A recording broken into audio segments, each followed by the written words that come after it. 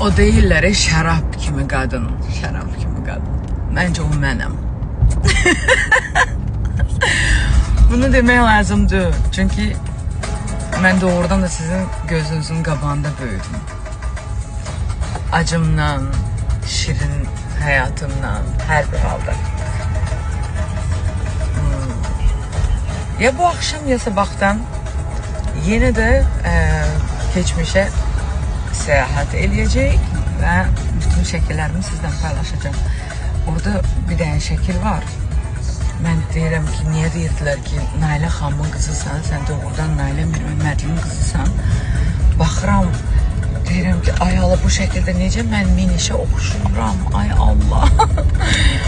Doğrudan da indi böyüyəndən sonra anlayıram o sözü niyə deyirlər.